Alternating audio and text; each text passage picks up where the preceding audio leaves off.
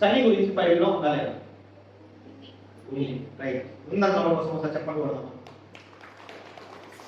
యోబు 37 అధ్యాయం 9వ వచనం. ఎక్కడంట? మరుగు స్థానంలో నుండి ఉత్తర దిక్కు నుండి ఉత్తర దిక్కు నుంచి ఏం పుడుతుందంట? చలి. ఉత్తరం అంటే నార్త్. అంటే దేవుడు ఏనాడో బైబిల్ గ్రంథంలో చెప్పాడు, నార్త్ నుంచి మీకు చలి వస్తుందని. ఇక్కడ నుంచి ఉత్తరం నుంచి చలి వస్తుందని దేవుడు చెప్పాడు. మీకు అర్థం కాకపోయింది. ఉత్తరం నుంచి చలి రావడం ఏంటి? ఉత్తర దిక్కు నుంచి చలి పుట్టడం ఏంటి? మీకు తెలియదు.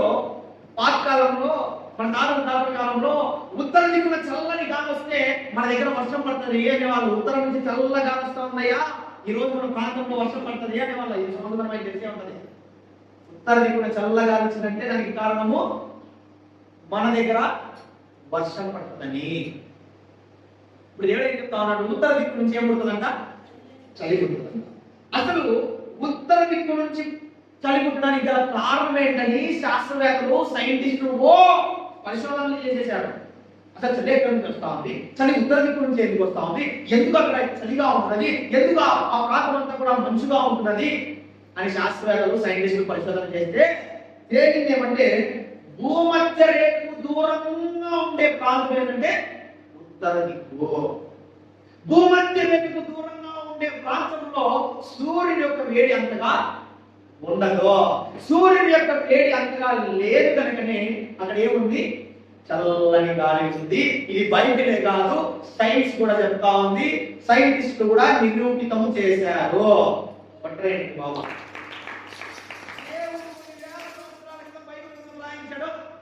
అది ఇప్పుడు అనుకుంటా ఉన్నాను సైంటిస్టులు. కానీ నీ దేవుడు అయితే రోజు చెప్పేశాడు. ఏమని?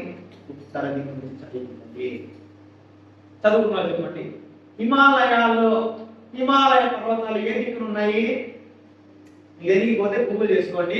ఉత్తర దిక్కులో హిమాలయ పర్వతాలు ఉన్నాయి. హిమాలయ పర్వతం అంటే ఏంటి? మంచు కొండ. హిమాలయ పర్వతాలు మంచు కొండలు కనుక ఆ మంచు కొండల్లో నుంచే చలి పుడతా ఉన్నది మనకు. ఇది దేవుడు ఎప్పుడు చెప్పాడు? కొన్ని వేల సంవత్సరాల క్రితమే ఉత్తర దిక్కు నుంచి నీకు చలి వస్తుందని చెప్పాడు. అంటే అక్కడ హిమాలయ పర్వతాలు సృష్టించింది కూడా నీ దేవుడే కనుక ఉత్తర దిక్కు నుంచి ఏమని చేసావా? ఎక్కడున్నాయి? ఉత్తర దిక్కున. హిమాలయాలు ఎక్కడున్నాయి? ఉత్తర దిక్కున. అందుకే దేవుడు ప్రవేశంలో రాయించాడు, ఉత్తర దిక్కు నుంచి నీకు. నాలుగు అన్నం ఎంత దగ్గర వచ్చింది.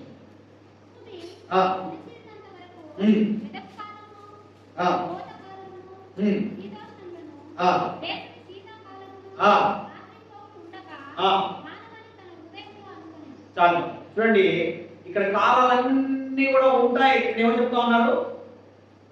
దేవుడు చెప్తా ఉన్నాడు, చలికాలం వచ్చింది, వర్షాకాలం వచ్చింది, ఎండాకాలం వచ్చింది, కాలం రాలా. ఆ కాలాన్ని నిర్ణయించింది నీ దేవుడే. ఆ కాలాన్ని నిర్ణయించింది నీ దేవుడు. అదే చెప్తా ఉన్నాడు, ఈ కాలం ఇలా ఉంటుంది, ఇలా ఉంటుంది, చలికాలం నీ మధ్యలో రావాలి, ఎండాకాలం నీ మధ్యలో రావాలి. అంత మాత్రమే కాదు, సామెతలు 25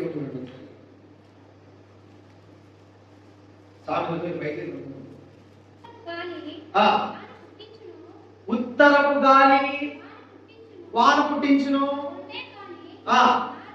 ఉత్తరపు గాలి ఏం చేస్తానంట? ఈ పెద్దలకు తెలియకుండానే ఉత్తరంలో గాలి వస్తా ఉంది, వర్షం పడుతుందని చెప్పి మాట్లాడుకునేవాళ్ళు. కానీ ఆ పెద్దలకు తెలియని విషయం ఏంటంటే ఈ విషయం బైబిల్లో ఉందని. బైబిల్ ఏమని రాశాడు? ఉత్తర దిక్కున